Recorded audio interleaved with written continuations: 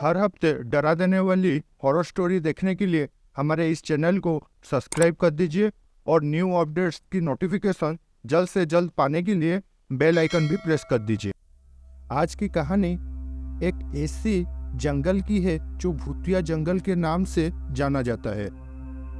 आसपास गांव के लोगों का मानना ये था कि उसी जंगल में एक भटकती हुई आत्मा है जो जंगल के अंदर जाने वाले इंसान को मार डालती है।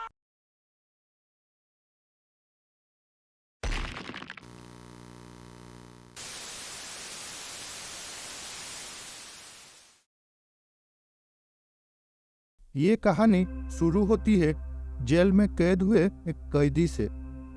ये कौन है और क्यों जेल में कैद है, ये आपको कहानी के लास्ट में ही पता चलेगा। मेरा नाम है उदय।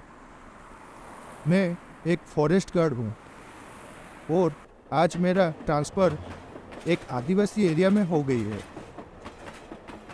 ट्रेन से गांव पहुँचते पहुँचते शाम हो गई।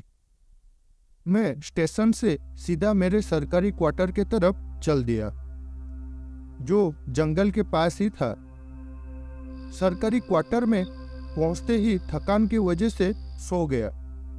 अचानक से किसी लड़की की रोने की आवाज से मैं उठ गया। तब दीवार में लगी घड़ी को देखा तो पता चला रात के 2 बजे हैं।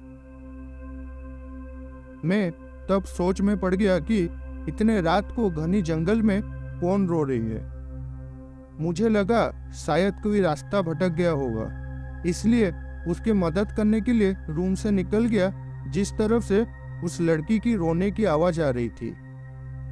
मैं जैसे जैसे जंगल के अंदर चलता गया, रोने की आवाज उतनी ही तेज होती जा रही थी। तब अचानक से एक पेड़ के नीचे काली साड़ी पहनी हुई एक औरत बैठ के रोती हुई दिखी। मैं उससे पूछा, आप कौन हो और क्यों रो रही हो? तब वो औरत सर उठाकर मुझे देखी और बिना कुछ बोले फिर से सर नीचे करके रोने लगी। तब मैं उससे बोला, अरे बताओ, इतने घने जंगल में क्या कर रही हो? तब उसने हाथ से इशारा की। जब मैं उस तरफ देखा जिस तरफ वो औरत इशारा की थी, तब वहाँ जो देखा वो देखकर मैं पूरी तरह से डर गया। वहाँ किसी एक लड़की की हाथ दिखा, मानो जैसे पूरी बॉडी मिट्टी के नीचे दफन है, बस हाथ ही दिख रहा है। मैं तुरंत वहां से भागने लगा। भागते भागते किसी चीज में टकराकर नीचे गिर पड़ा। तब वही औरत ठीक मेरे सामने ही बैठ के रो रही थी और बार बार उसी तरफ इशारा कर रही थी। तब मैं सोचा, अगर मरना लिखा है तो आज ही मरूंगा। पहले यहाँ चल क्या रहा है वो पता करता हूँ। उसके बाद तुरंत खड़ा हुआ और जहां मुझे वो हाथ दिखा था उधर चल दिया।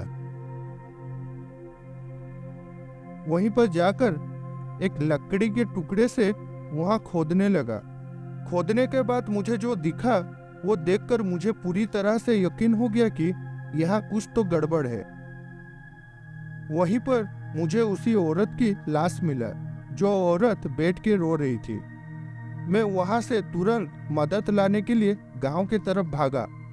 उसके बाद पुलिस आई और जब जांच पड़ताल हुई तब पता चला कि उसी औरत के पति ने उसको मार के वहां दफना दिया था और गांव में झूठी अफवाह फैला दिया था कि उसकी वाइफ ने उसको छोड़ के भाग गई है।